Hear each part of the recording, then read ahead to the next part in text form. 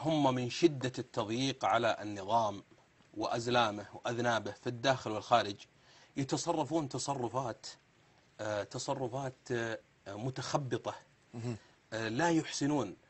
تصرفات من أصيب بفقدان للوزن، لا يحسنون التصرف. أولا يأتي رجل وزير إعلام في دولة ويجيب صور مفبركة مكذوبة ويدعي أنها لمسلحين في سوريا، ويخرج بعد 12 ساعة فقط الأشخاص الذين ظهروا في الصور في طرابلس في لبنان ويقولون نحن ويطلع وزير خارجية هذه الدولة كذاب ولا يحسن الكذب. لو كان كذابا ويحسن صنعة الكذب كان، لكنه كذاب وغشيم في الكذب، غير محسن الكذب. الرئيس السوري أراد أن يفك الخناق، أن يحاول أن يفك الحصار المفروض عليه من كل الجهات، حصار إعلامي، حصار اقتصادي، فخرج يريد أن يخاطب الجمهور الأمريكي ليتعاطف مع النظام. فأراد، عندنا مثل يقولون أراد أن يكحلها فأعماها، فهذا الرجل أراد أن يكحلها فأعماها، وازدادت النقمة عليه لأن تصرفاته هذه فيها استخفاف بعقول الناس، استخفاف بعقول القادة، استخفاف بعقول الشعوب، وكأن الناس مجموعة من السذج والبسطاء والمغفلين، ويلقي عليهم هذه الأكاذيب. كيف يقول أنا لا أحكم سوريا وأنا لا أملك؟ كلام سخيف تافه، وظهر علينا بتلك الابتسامة الصفراء الساذجة المقيتة التي كرهتها الشعوب العربية. فهذا النظام هو في مأزق، هو في ورطة. إن صرح وقع في مآزق، إن سكت فهو في مأزق، إن رفض المبادرة العربية في مأزق، إن قبل المبادرة فهو في مأزق. فهو في مأزق، في نظام مأزوم محاصر مخنوق، ولا يستطيع الفكاك من هذا.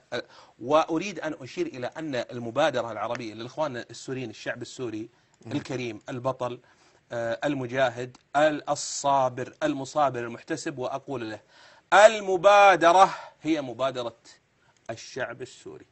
الشعب السوري هو الذي يملك المبادرة، وهو الذي صنع الثورة، وهو الذي حافظ عليها، وهو الذي سيحسم الأمر. جميل. وليس في حاجة إلى أي تدخل من الخارج. أن الشعب السوري، مع العلم أن التدخل مشروع ولا نرفضه، وأمر الحظر الجوي وغيره هذا أمر، وفي فتاوى، والاتحاد العالمي للعلماء المسلمين أصدر فتاوى في ذلك في طلب التدخل الخارجي. لكن أنا أقول أن الشعب السوري هو الرقم الصعب في هذه المعادلة، وهو الذي يملك حسم الأمر، وليس في حاجة إلى أي مبادرات. جميل. المبادرة العربية هي يعني أفادت، لكن فيها يعني أشياء لا يستفيد منها الشعب السوري. فأن تجمد مثلا حسابات بثين الشعبان في جزر القمر ولا في جيبوتي ولا في الصومال، هذا لا مش يفيد الشعب السوري. الشعب السوري يريد شيء فعال ملموس يراه على الأرض، منطقة عازلة ينطلق منها لتحرير بقية البلد، يريد حظر للطيران. هذه كلها العقوبات هذه يعني مداها بعيد، والشعب كل يوم يقتل منه العشرات. لا بد من إيقاف آلة القتل وسفك الدماء وإزهاق الأرواح. طيب، فيما يخص الخطاب، هذا آخر سؤال في الخطاب. المتحدث باسم وزارة الخارجية قال أنه بشار الأسد إما مجنون وإما منفصل عن الواقع.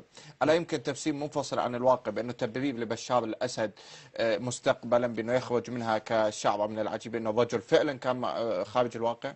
هو ليس الرجل خارج الواقع، الرجل مدرك، لكنه قال أنا لا أتحمل المسؤولية يا جماعة. أنا وضعي ليس مثل وضع ميلوسوفيتش الذي أخذتموه وسجنتموه حتى انتحر في لاهاي. أنا وضعي ليس مثل وضع القذافي، أنا فيه أجهزة هي التي تتحرك بغير أوامري.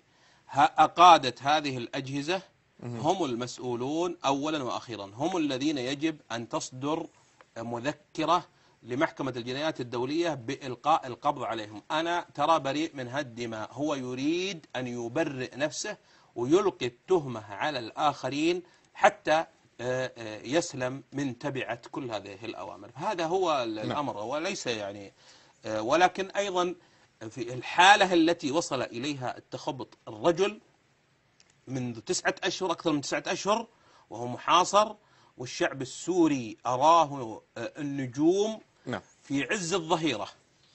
هو ما كان متوقع الأمر هذا أنه يحصل، ولذلك الرجل في حالة نفسية سيئة. جميل. وأيضا قد يكون هالحالة النفسية من الأرق ومن القلق ومن متابعة الأمور أثرت على إدراكه وأثرت على عقليته، فقد يكون عنده يعني أشياء يتكلم بها وهو غير مدرك لمراميها ولأبعادها ولمغزاها.